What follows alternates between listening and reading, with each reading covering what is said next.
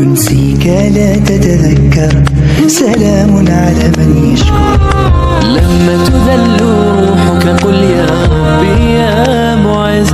سلام علیکم تماشابینان عزیز. امروز ولاگی ما سر میشه از انمی خوراک ابد. خوراک شوهرم تیار کردیم. مرغ در دخوفکا میمونیم. قطی کبچکی پمیدور. در لیست میشکیم سلیویچنی مسلاره. بعدن مرغ رو همشه در اون لیست میمونیم و در دخوفکا میمونیم شون که تیار شوند.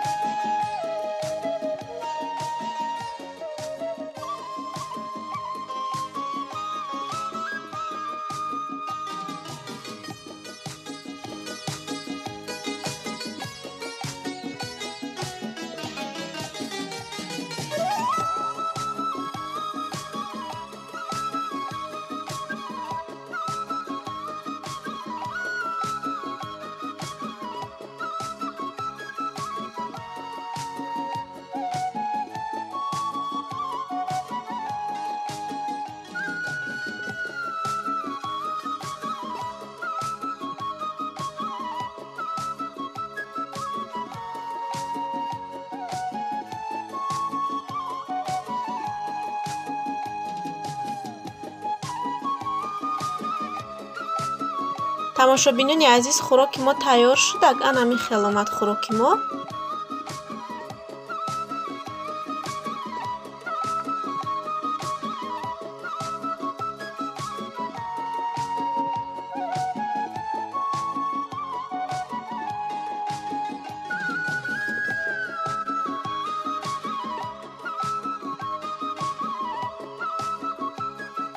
تماشابینان عزیز جا باشه نه پدرکارا و چم و وردک در همه جا ویدیوی ما به آخر میرسه. از همه میندارم برای دستگیری ها، برای سخنهای خوب رحمت که ویدیوی ما را تماشا میکنید، ما را دستگیری میکنید.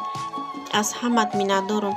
خیر مردم خوبی مسلمانی روی دنیا در کجای باشه خداوند همگی تا نگهبان باشه تا ویدیوهای آینده در پناه خدا باشه.